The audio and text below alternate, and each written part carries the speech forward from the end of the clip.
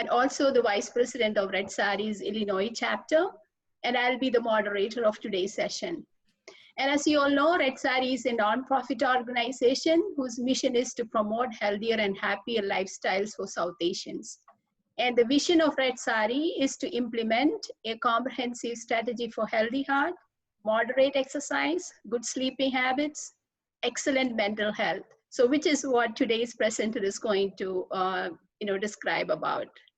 And our values include to positively impact healthcare, management, lifestyle choices, and quality of life of South Asians.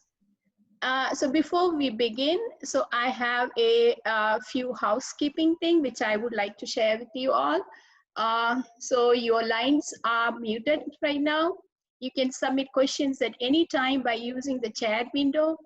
We will address questions at the end of the presentation. And today's webinar will run for approximately 60 minutes. And this webinar is being recorded so that you can listen to those sessions later. And the recording for today's discussion will be made available on Red Saree Facebook, YouTube channel. And breaks are not scheduled for this presentation. So if you need a break, you can take break on your own. So with that note, I would like to introduce my speaker for today, who is going to talk about working from home, can meditation breaks save your stress? So that is going to be today's topic. And I believe that is a very important apt topic for today's time, because we all know that COVID-19 has changed our lives. And our work is hugely affected as we brought all our office related work home. And I do the same. I think many of you who are attending today's webinar is doing the same thing. And then we try to juggle between many tasks while most of us are working from home. And the pre-COVID era was different, because our office was our place of work and our home was our place to relax and release stress. But it's not the same thing anymore. So Shweta Singh, who is the associate professor in the School of Social Work at Loyola University Chicago, have extensive experience working in the field of dealing with stress. Dr. Singh is a certified yoga instructor, and Dr. Singh completed medical social work degree from Tata Institute of Social Sciences at Mumbai, India, and she obtained her doctorate from the University of North Carolina, Chapel Hill, USA. And Dr. Singh hosts a radio show, by the name Global Deshi, World and Women. So that is one of the shows which I enjoyed one time watching. And Dr. Singh is the founding director of Think Women Company that coaches women for goal achievement and spiritual success.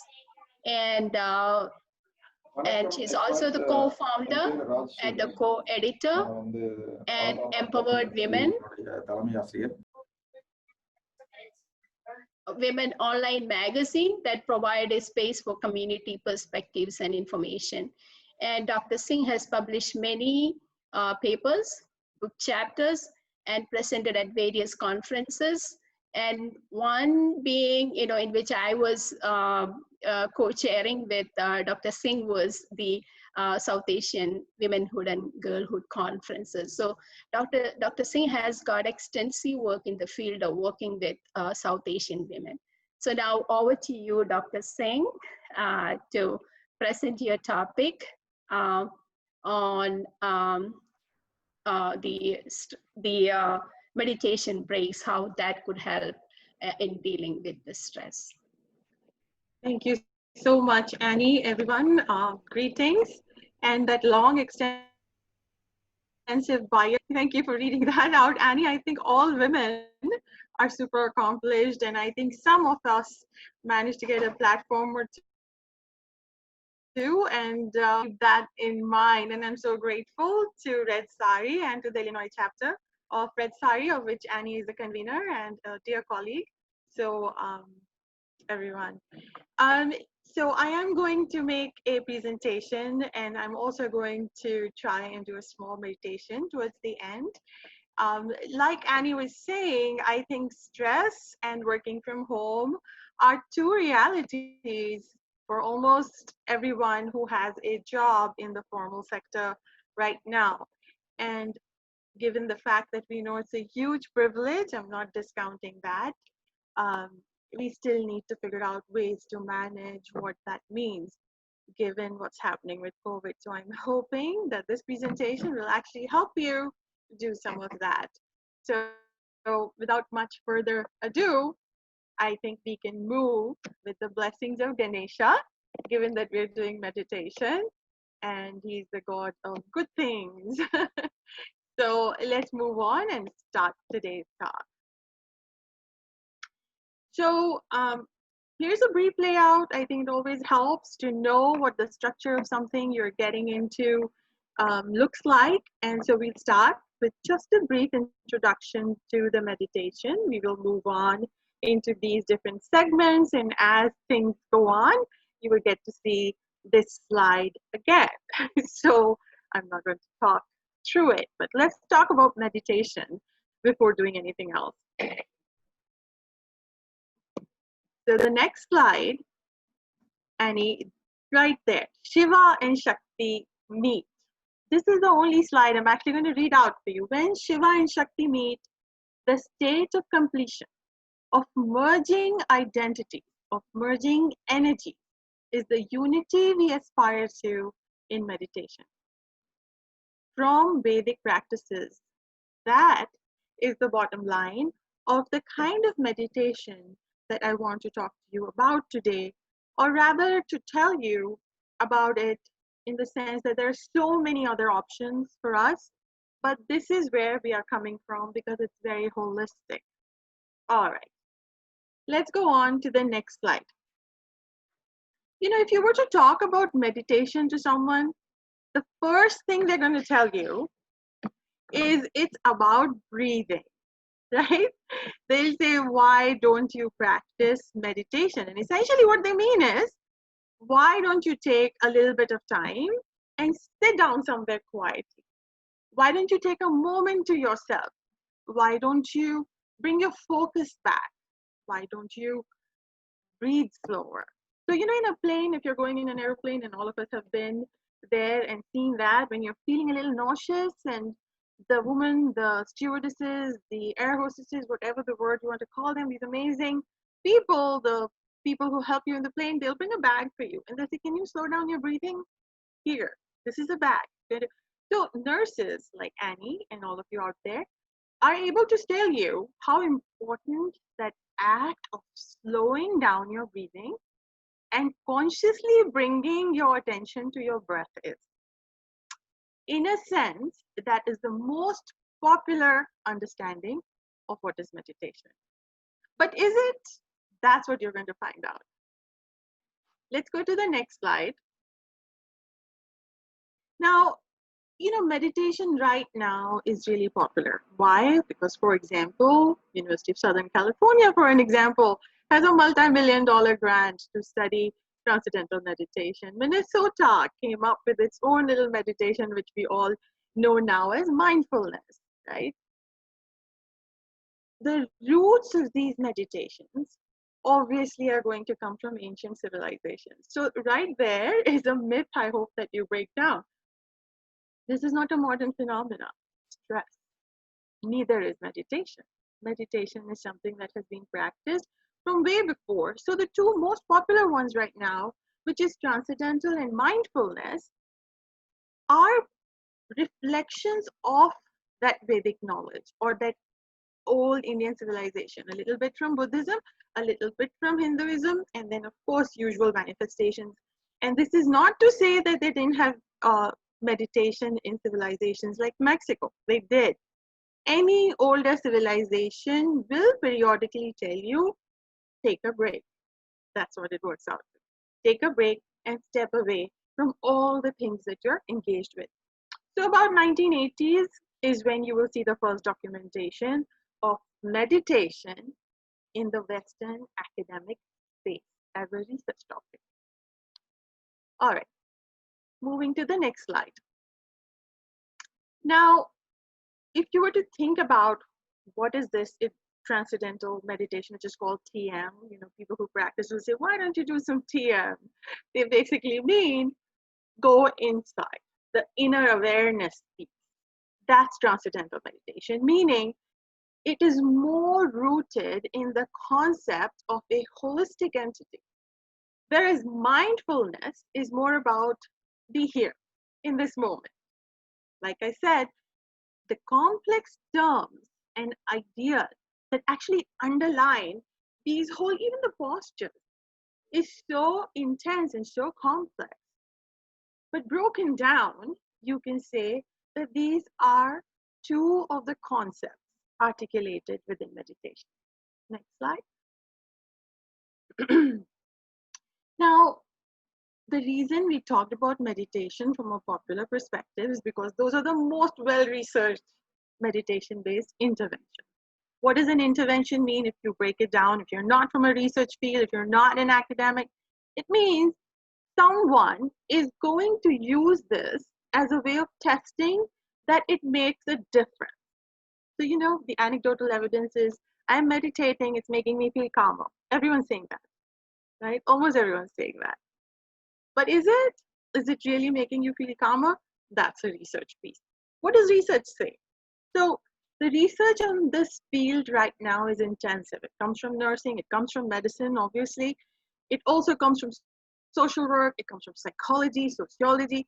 This is it. This is the buzzword. So there's so much research out there. I'm going to just give you a few aspects, though, of this research, just to tell you that there's enough concrete evidence to say that the link between meditation and overarching well-being is intense.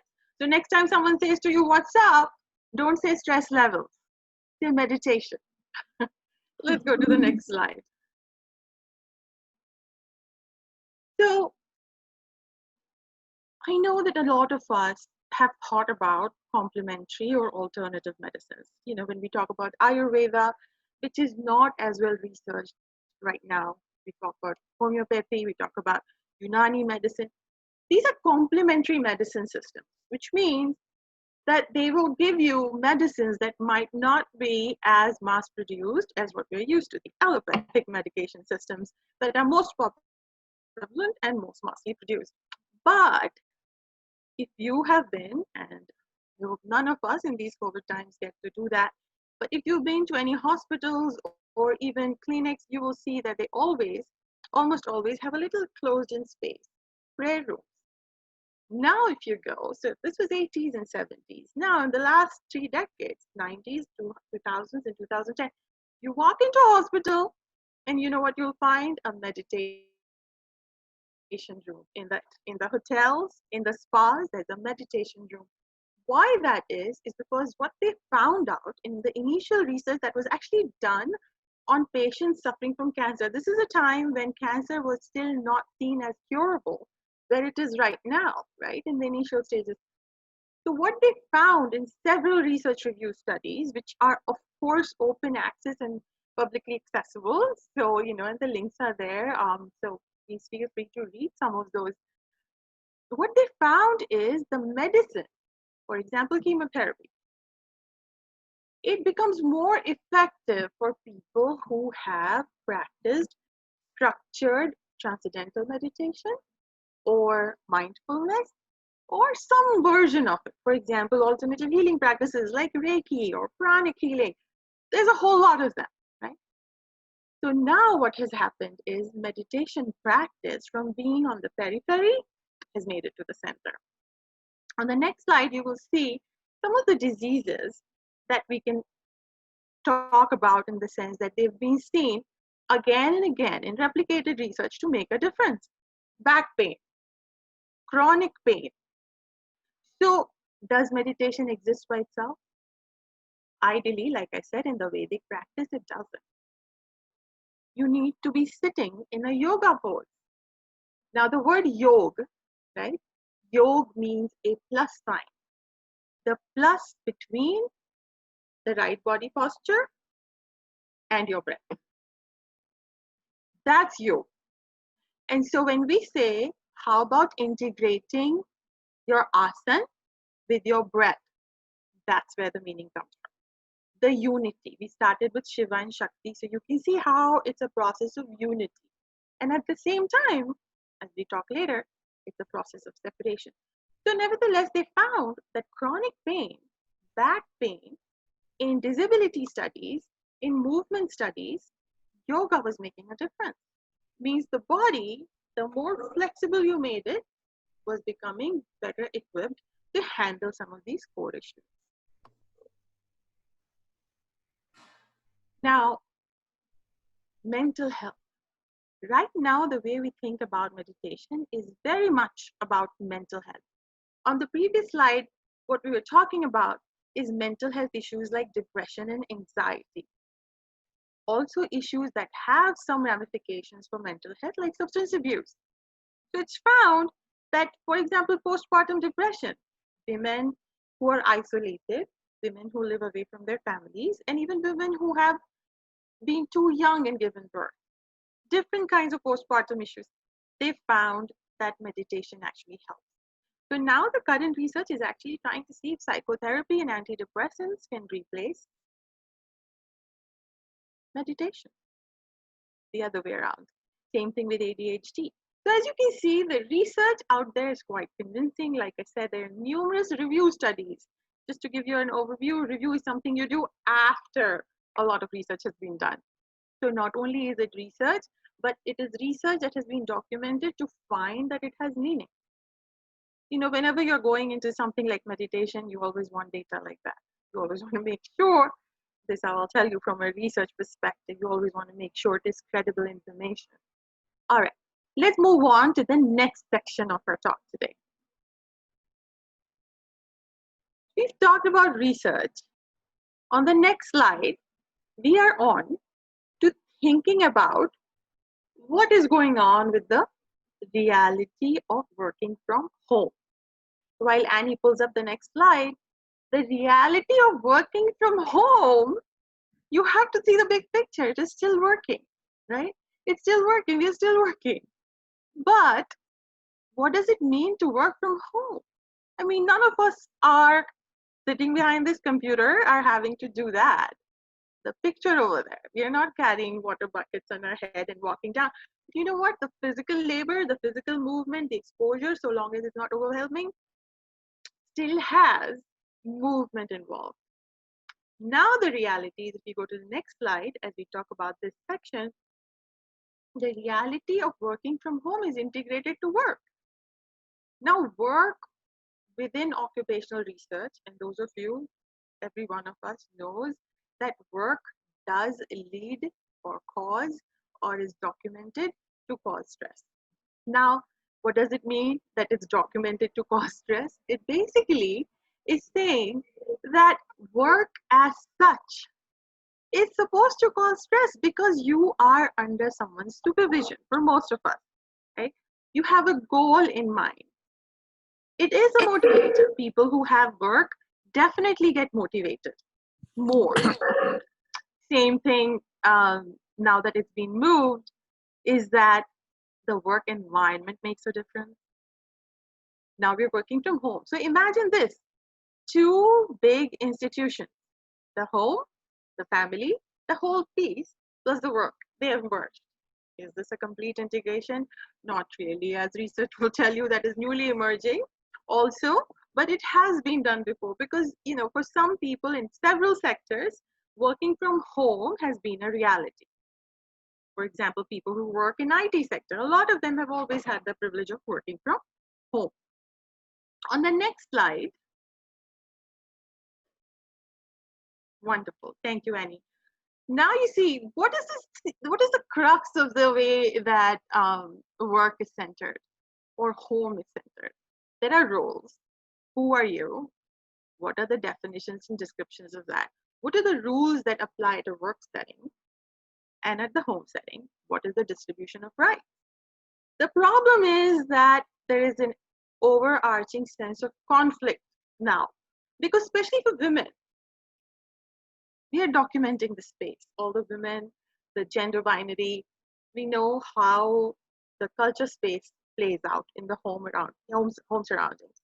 In the work, it's a different pressure. There is still gender, but it's more of an hierarchy. Now that hierarchy is getting transplanted into this setup. The reason it's important to know all this is that if you're feeling that roles and rules and rights are overlapping and creating for you an uneasy space, you're fine. That's exactly how this should feel.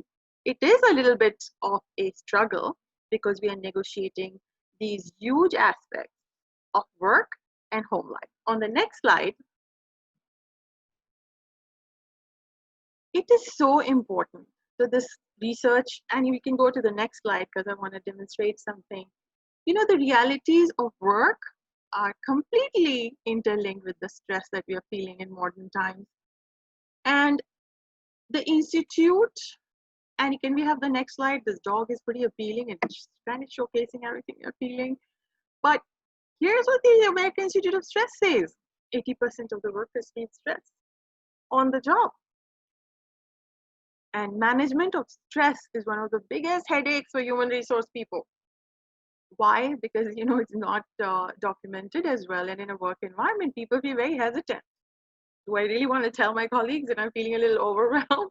Is there not enough going on already? Especially for women. We hardly let anyone beyond our moms and our parents and our families and, you know, really close group of friends. Because we're trying to fit in. And now we're fitting in the work in our home and home in our work. So the data should help you think though. You're one of those 80% people, and this is data. It doesn't say you're working from home. So this is not to take away that the flexibility has advantages, but today we are just going to focus on the stress aspect of this. All right. Now, what does this stress really mean? So occupational stress, so where you're working is essentially about high demand. Everyone needs something from you. Your kid needs something from you. Your partner needs something from you. You know, all the little chores around the house need you. What do you have less control over? You have less control over time management. There's hardly any time in your day. And what's happening in flexi jobs, you know, where you have task-oriented work, the tasks are piling up because we're not really cognizant. There is this sense of unknownness. And according to research on occupational stress and stress in general, not knowing is a stress because it gives you this feeling of lack of control. So stress management is a huge deal. That was the bottom line up to this point. Now, we've told you the problem. We have to tell you a solution, at least one of the solutions that we started with, right? The meditation piece. All right. And if we could go on to the next slide. So self, like I told you, the complex terminology within the Vedic conceptions of self is fantastic. I love it. And so I read and research and write about it. But when you break this down, you have to. If you're not from South Asia, I mean, we grew up around this sense of holistic. For all of you here, most of us are from South Asia, right? So we know the sense of self is not dualistic. We are always this whole person. At least traditionally, we are supposed to be. This self, this idea of self, has a duality in it. You know, the reason there's a snake in the picture I want to tell you about, Kundalini. Kundalini picturizes the core energy of the self as a snake with its head on the top and the tail going all the way down. Think of it another way. The human body is supposed to be from neck up a function of knowledge. So the throat, the forehead or the third eye concept, and then the very top of your head. These are supposed to be the centers of knowledge. And anything below your neck is supposed to be action, active, duty. And that's how Kundalini articulates the synergy between your body and your spirit. The mind is supposed to be overlapping on your two systems. So the conception of self in the sense of Shiva and Shakti is that Shiva without Shakti is not alive, it's just a body. Shakti is the energy. The meditation practice is supposed to bring out this unity for the participant. So on the next slide, Annie, thank you. This is the way you should think about it. The Ida and Pingla, they're, if you read a Hindi book or a Sanskrit book, you will find that they are referred to as nadi. Nadi essentially means this, the beat, right? The heartbeat. As Annie will know, being a nurse, the heartbeat. But here, Ida and Pingla, that heartbeat is actually the beat, the rhythm of the body, the flow of energy in the body. And there are two flows. So it tells you how the duality gets translated even in the way we function. Work and home, husband and wife, body and energy. But our goal is integration. So Shiva and Shakti, body and spirit, Ida and Pingla, same thing for nature. Prakriti, which is nature, and Maya, which is illusion. So you can take a guess which one is actually nature and which one is actually illusion. All right. Now, I'm going to give you two brief ideas that I hope will help you as a starting of thinking about meditation from this Vedic perspective. I told you that the Kundalini goes up and down, and our goal is to realize our position in the universe, which is what Kundalini helps you do. Now, here are the two colors that I think will help us, that in my practice and in my workshops, I encourage you to think about. The color red is your root chakra, which means the source of action and energy. So for most of the women and most of the children, this whole unstructured life right now, even for men, along the gender continuum, the energy factor is going down a little bit because you're not getting this exchange of energy with others. So the red color, the focus on the red color is like focusing on the earth's core. At the very root is the earth's core, the molten lava, the energy that translates into all this. And the green color is the color of relationships. This is supposed to be the heart chakra. The heart chakra means maintaining lower stress levels by trying to create harmony, harmonic relationships around you, whether it is through the phone, whether it is through the internet, whether it is social media with strangers, whether it is with your own family, whether it's with your friends. The green is very symbolic of the trees that you see outside. So within the Kundalini thinking of meditation, the greenery of the trees shows you how much you can give, right? All through the day, they give you so much oxygen. But at night, you don't want to be near a tree because it is going to give carbon dioxide. And that explains to you that give as much as you can, but if you don't get refurbished in your relationships, with yourself, with your heart, with your synergy in your own body and spirit, you will not be able to survive in the way that the universe expects us. Now, on the very final slide that we have, I think we're almost at time. I'm going to briefly illustrate through this meditation to you how to manifest yourself through a nature walk. A lot of us don't want to go out. I completely understand. If you go out, you have to wear a mask to be kind to yourself and to others. It's a must, everyone. I know Annie and everyone else who's from medical fields is like, yes, please do. But sometimes in the middle of the night at 3 a.m., you don't want to go out, or for whatever reason you can't. This lets you imagine that the greenery outside can be visible also within the space of your soul. So I don't know, Annie, if we have enough time to play it, otherwise the link is right there.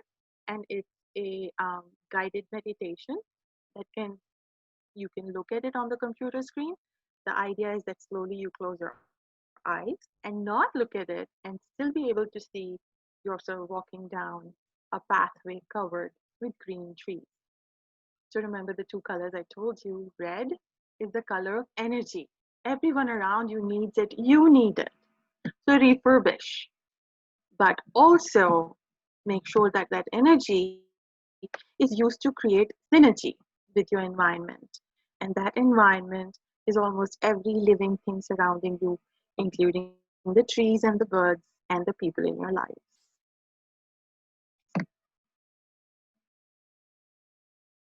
So if we, Annie, if we have time, we can do the meditation, or Yeah.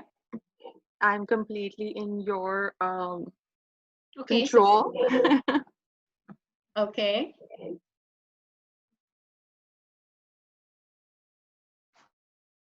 Are you able to hear the background noise?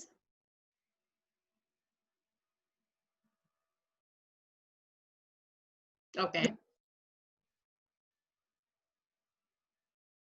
Let me stop that. So, Annie, it's also on the PowerPoint.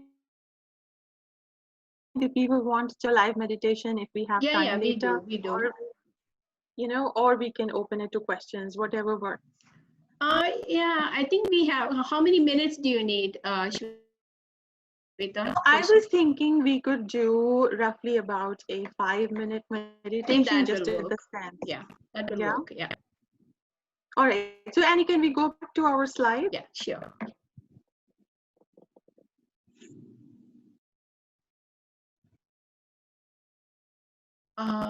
I need to close this one.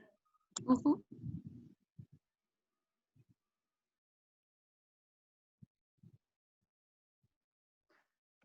So it is like,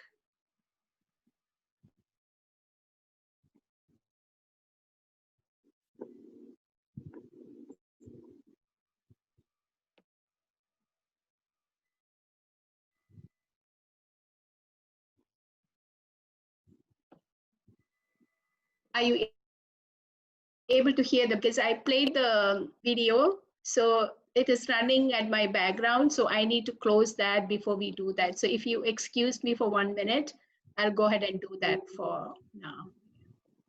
Absolutely.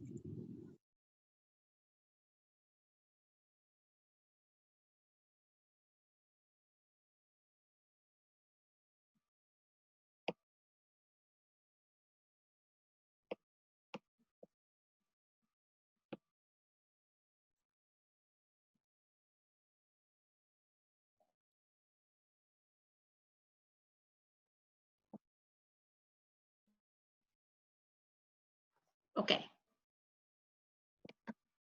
Yeah. Yes. You want to go back to the last slide? Yes, Annie, if you could please. Okay.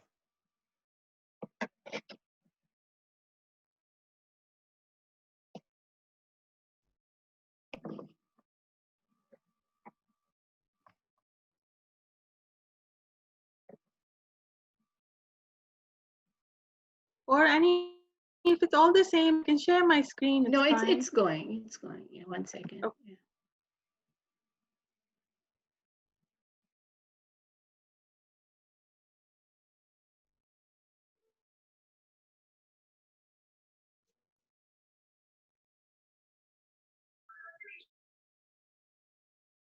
Yeah. Okay. Are you able to see it? Yes.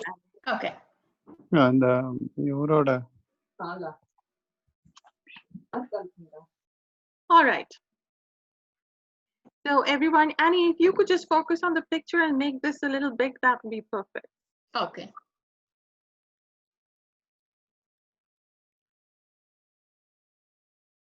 All right, everyone. So my suggestion would be that you take a few minutes, or rather, we have less time. So take a few seconds and close your eyes. And if you remember, I told you, and we all know this from all these multiple YouTube videos out there, that meditation is essentially reflecting, silencing, breathing, and not thinking. In my practice, though, I really think meditation is just about going deep inside slowly. So let's start from here. Now, I'm the one talking. I'm expecting that you will all be looking at this beautiful image of the flowers outside that are reflective of a reality that we would all like, possibly. So, as you look at it, try and tune everything out and see if you can hear yourself breathing. If you need to mute the computer also, it's fine. The idea is that we are going to now focus specifically on our breathing. And as we look at this beautiful image, our goal is to go way up to the tree, up where you can only see barely any of the blue sky. Now let me tell you, the color blue is the throat chakra, the place where you communicate from. So all of us, if you're working, that's what you need, right? Communication. Now imagine yourself going way, way, way above the tree into the blue sky. And as you close your eyes, everyone, as you close your eyes, hear yourself breathe. The sound of the computer should fade. My voice should barely be heard. The color blue symbolizes the sky that's all around, but never touches the ground, watches everything. The ideal space in meditation is that space. In Hindi, it's called drishta, the observer, the watcher. Be the observer of your breath. Now, if you're finding it a little difficult to focus on your breath, here's a trick. Count to 1, 2, 3, 4, and imagine that you're drawing your breath from way down where your stomach is, physically, and taking it in. Hold it for 1 or 2 counts, whatever you're able to, and then let it go again to the count of 4. Imagine it going way deeper. And then again, at the count of 4, imagine you're actually drawing your breath out with great difficulty from your environment and letting your body feel it, and let it go again. And one more time in quiet.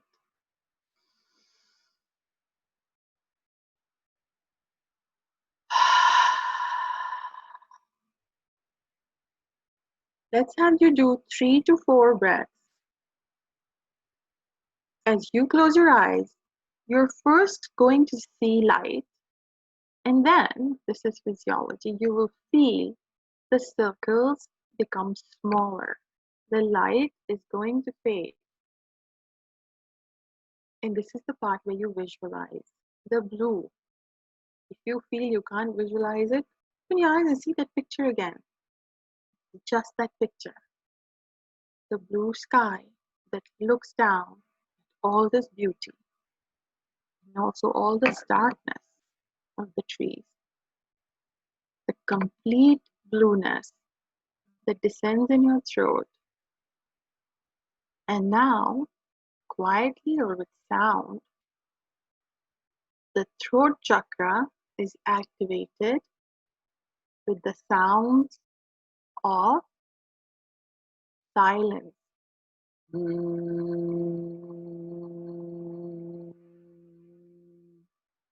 See that? Your microphones are off. You can do the sound.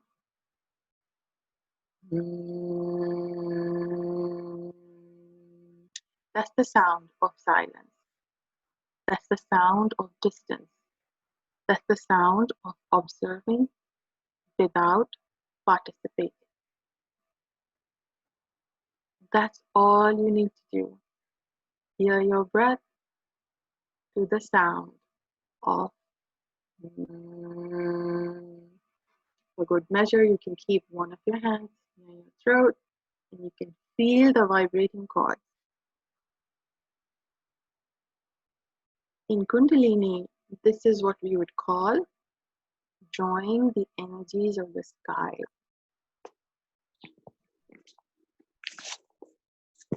Now, as you get done, free to open your eyes slowly. Still look at that picture.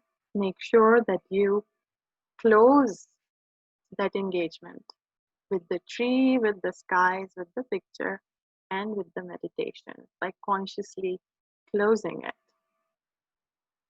So for everyone who hasn't closed it yet, I will go ahead and close the meditation for you with the blessing, and you're good to go.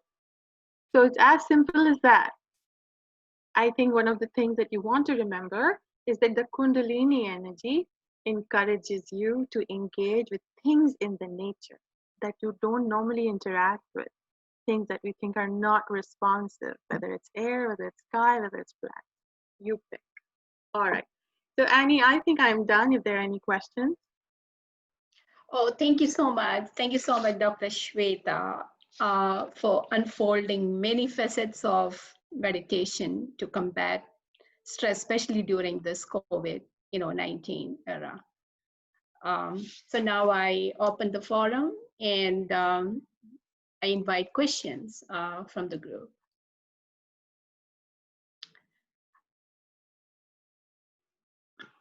Annie, I think there are multiple questions in the chat. Yes, I did see that. So I will, ask those questions. Mr. Deepak Krishna did ask if we could share the link. So once when the, all the sessions are over, so I'll go back to your slides once again, and then I'll send the link to Deepak. Is that okay, Deepak? Okay. Yes. He said, thank you. And the next question is, should meditation take place in a quiet place? This question is from Mr. Shaktivel, who is the founder of Red Saree. That's an interesting question, Shakti. The meditation space is essential. So if you look at these modern versions of the way they will articulate reflection or meditation, whether it's transcendental or mindfulness, they're asking you to disengage. So in that sense, if you take it literally, a noisy space making you a bit more difficult, right, to engage. But on the other hand, in Vedic and even in traditional Buddhist meditations, chanting, right, or a bowl like this is the kind of noise that you're expecting. The idea though is that you are disengaging. You are making sure that by doing this act or listening to the chanting, you are disengaging. So does it become easier if there is quiet? Absolutely. I found in my practice that if you start out with a noisy space, it's difficult to begin, but once you have been practicing anywhere from 3 to 5 weeks, you don't notice the noise after a while, and that's why it becomes so interesting. That with the noise, the disengagement becomes a habit. Thank you. Thank you, Dr. Singh. The next question is, what time of the day is best to meditate? That question is from Deepak Krishna. Deepak, so within the unity perspective of the way Kundalini chakras work, most of the work out there that are by ascetics or people who've done research, even people like done research on Kundalini, there isn't a time, but there is a space, which means that in your structured day, the more space you can make for it, the better. Should your day start with a meditation and end with a meditation? Absolutely, because that piece about reflection, we are children or grown-ups to do reflection, but meditation is one step ahead of that. When you begin your day, you begin by understanding that it's just a day. It's not about you. And then you end your day, it's about, again, that same sense. That was the day, and this is me. The complete disengagement with what happened. So at least morning and nighttime in all meditation practices. But over the years, they have found in research too, in just a couple of studies that have been done with smaller samples, that it helps to just make space for your meditation all through the day. For example, the blue chakra we just talked about, every time I have to go to a meeting, I'm at it. Thank you. And the next Next question from Mr. Venkat is, in a very busy schedule, how to convince ourselves to spend time for meditation? The proof of the pudding, as they say, in the tasting. I think convince yourself a few times and you will see how your body starts craving it. You know how when we do exercise, the physiological piece, after 2 days or 2-3 weeks, the body will tell you we need to go for a run. The same thing happens with meditation. Once you've been doing it, 3 to 5 weeks is what it takes, and then you won't need convincing. The experience of what it is to go into that space and connecting with the universe is so intense and powerful that you won't need to make space. But I do believe the more likely you're going to do it frequently. So in my initial years, when people had talked to me about meditation, when I started yoga initially, that was 25 years ago, I was very hesitant and very resistant, and my life was fuller, I felt, than this. But you'll be amazed at that 5-minute, 2-minute motivations that I got. That and then slowly, if you're into it, you can always increase your practice. All it takes is 5 minutes. Thank you. Next question is from Dr. Shaktivel again. What kind of food do you recommend, vegetarian or non-vegetarian, and why? Shakti, that's a brilliant question. So like I said, when we talk about yoga, we end up calling it yoga, which is not correct. Yoga, unity. Meditation and yoga go together, and the whole point is to realize this energy. So in thinking of human energy, you start out with tamasic energy. Tamasic energy is basically red energy. You're just trying to do. You need everything. So obviously that means you eat a lot of meat. You eat a lot of things that give you instant energy, passionate food. And then our goal is Rajasic energy. Rajasic energy is the energy that is about doing, but for others. The king, Raja ki energy, king's energy. So then you eat, but you don't be inhuman anymore. You don't just eat because you have to consume. There's a thinking behind it. So that's the middle level. The third is the sattvic energy. The same to reach that level of meditation, in Vedic philosophy, doing both becomes tricky. For most of us in our lives as working adults, I think the Rajasic is what we aspire to, where you're able to do things for others and keep in balance that you do need energy. But slowly, in meditation practices, most of the people realize that yoga says you cannot eat meat, but yoga says you can dairy products. So do you see? It depends on the orientation. Thank you. And Deepak Krishnan is asking, what if one thrives on energy that derives from noise, chaos, and movement?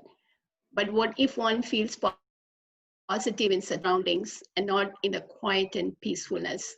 And he says that attempts to meditate makes him sleepy.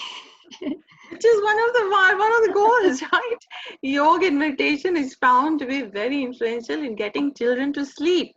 So, ADHD is one of the most common diagnoses, second only to depression, that is done in the US and Western environments. And that is about the amount of things we have that stimulates us. So the stimulant culture is very much part of our modern living. Most of the stress studies talk about that.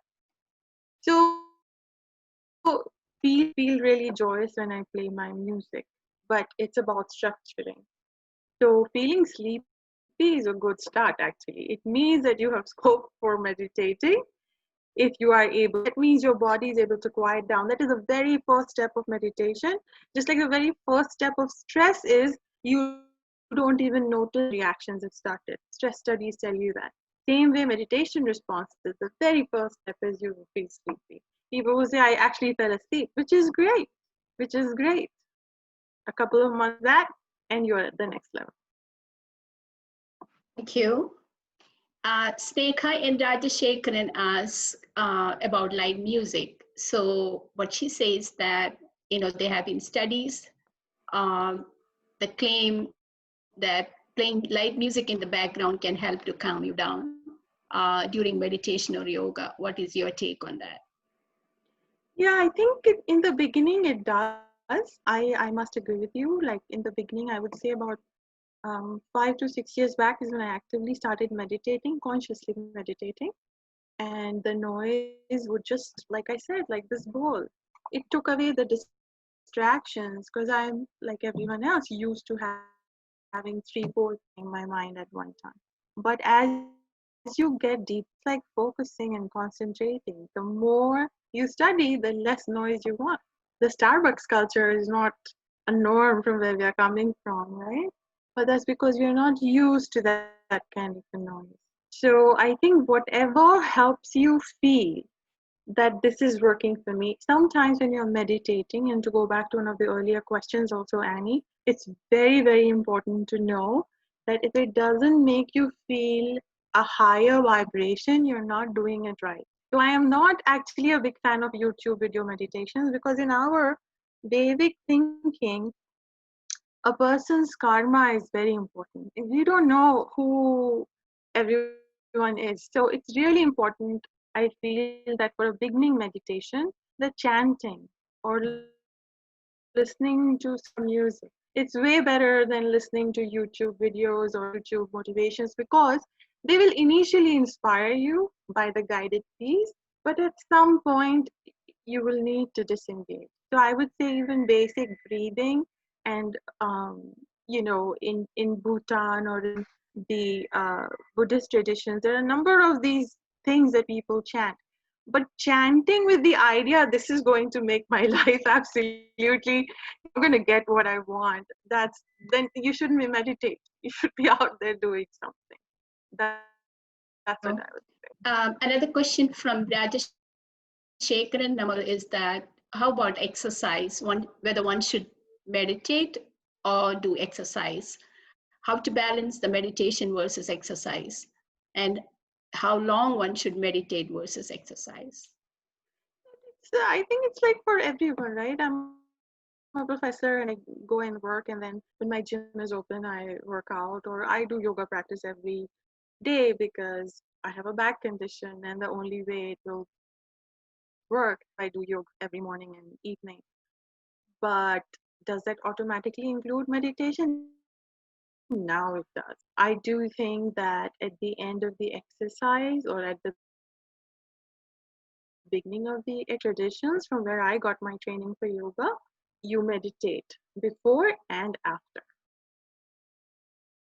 Thank you. Um, Dr. Shakti is asking, people say that when you're focused and fully involved in some work like walking in the forest, cooking, cycling, etc., is meditation. Do you agree with that? Yeah, I think that is a start of the transition from tamasic to rajasic. Like I said, the tamasic energy is when you're consumed with what next for me. For those of us who come from different cultures, the first thing we notice is that what next can I do for me? We don't think of taking this our piece and then taking the hour to the community, like, Shakti and Annie doing this red sari thing, and those of you who are engaged with that, the community thing. That's the start of Rajsik. So I feel that the disengagement with our daily routines and engaging with just yours, the static universe, that's actually the most dynamic thing out there. That is the beginning of meditation. Whether you get it by biking, whether you get it by playing a sport, it's this, how this gets disengaged. One of the things I should tell you, because we're going to wrap up in a bit too, is the ways you will know that your meditation is going right is that you will feel the consciousness, not in a dramatic sense. If you read some of the Kundalini books, they'll make you feel like you're going to be flying into the sky any minute. You don't want to do that. You never want to do all of that, right? We all have responsibilities, we're connected. But what you will feel is that in Hinduism or in Vedic thinking, we think that the mind is somewhere here. Not the mind, actually, that's the soul. And so the more you do, when you close your eyes, you're not going to need the lamplight. 5, 6 months, you will feel and that allows you to see how you're separate from the world. Thank you. So, okay, we have one more question. Do you recommend any specific age range one should start doing meditation for betterment? I think as soon as possible. I mean, if your kid is 3 to 4 years old, they understand the meaning of listening to your breath. You know, in America or in most Western countries, it's either the kid goes into a corner facing a wall, of saying psychology is a bad idea, or a teenager goes into their room and bangs the door shut because they need their own space. Your space concept should start with you can take your space wherever you are. And I think the sooner we get the children to know that focus on the breath, the difference between you being static and dynamic is just the breath. That's it. So I think the sooner the child realizes and observes, the better it is. Thank you. And Mr. Deepak Krishnan is saying very interesting viewpoints. Thank you, Dr. Singh. And many of them did convey their thanks. Okay. You're And also I blessed. have one last question. That is from me. I thought I'll ask. So, what recommendations do you have for the U.S. healthcare system? In terms of integrating these integrative approaches, because I do know that from the recent studies that I reviewed for one of my publications, for integrating, integrative approaches, because, when you read the literature, you see healthcare model, they integrate this alternative and complementary medicine in the US, in the delivery of healthcare system. And they have inpatient health services, integrating these approaches. So what is your recommendation? And any healthcare professionals attending this presentation, and we may have many others who may be listening to your YouTube. So what is your recommendation for that? Annie, as you said, the research is fascinating, but the thing about research and I know and most academics know is about what is current, right? So right now, it is cost effective. Open a meditation center, tell everybody we're going to do meditations and observe it. It takes the cost out of the hospital system sooner. That's a very functional way of thinking. It's not yet at Rajsik if you think about it. It's very functional. Very functional means very tamasic. Let's do this. It saves us money. So from an evaluation perspective, it for an organization. But in terms of delivery, if you look at the work that is being done with healthcare providers and giving them that option of delivering this and integrating this mind, body, energy unity, what does that do for the way they provide services? I think the focus should be on both people who are delivering the service, the healthcare system. They be the focus of how do you maintain. I mean, right now in Corona, what is the biggest casualty? That is the biggest casualty. The people who are delivering these services are finding it so exhausting because it is mentally and physically both. The disengagement space is not there. There's no space to go and say, the other part I have noticed, I remember for a research project I was working with some other people, is working with very, very critical situations. It's very difficult to disengage. We can disengage only when there's a little room here in our lives, in our social, physical, psychological environment. So anytime you have that space, that's why I said, the healthcare system thinks that this is a panacea. It is not a panacea. It's not going to cure everything. You have to prepare the ground. I think Shakti asked that question about food, what you eat, how you relate to people, what relationships you have. It's a whole, and it is embedded in that. And I think for the healthcare system in Western situations, and that's the same thing that's transitioned into modern state across the world, really, is that same disengaged perspective. If you think of the Vedic, right, the traditional healer, what is his biggest USP? It's the relationship he has. And what is our lowest USP even before COVID? How much time did we spend with our doctors? 1 minute. So I think the healthcare system, again, the functionality of things and not really at how it needs that integration between the human, the system. That circular path, I don't think it's visible. I think that's where we need to go. And and by just these two models of delivering something that then you can measure. It's a long process. Thank you, Dr. Singh. And I would like to convey thanks from Mr. Charles, Shakti, and also I would like to say, because, one person from this group, it is our priest, from the church, Reverend Father Sunit, and he did write, thank you so much for this enlightening session, and love listening to it, because, he is from a different, domain of belief system. So I thought, I need to, tell you that. Anyway, thank you so much for, doing such a lovely session today. And, this is a topic that goes in line with Red Saree's mission. And you did touch upon how, we are living in stress, especially, and if not COVID, there are some other stressors in our life too, and how this could lead to psychosocial, cardiovascular, and also some of the other issues, and the importance of integrating this, the integrative approaches like alternative medicine, or maybe, and the complementary medicines like, what you said, the meditation, yoga, and also the dietary regime, which, we had, some of our speakers were, highlighting, and also exercise, music, mindfulness.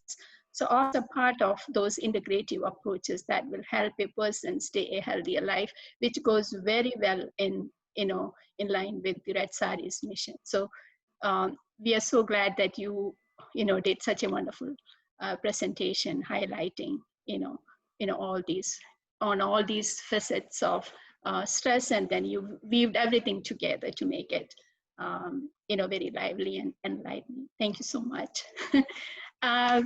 And thank you all for joining for today's presentation. And I would like to thank who is the founder of Red Saree, and Leda Samu, who is the secretary of Red Saree, and also the president, Rema Kasturi, for providing me the opportunity to moderate the session, and also for, for being instrumental in holding such a, webinar series, that is going to help many people to lead a healthier life. Thank you all once again, and have a wonderful night. And we enjoyed having you all with us. Thank you once again.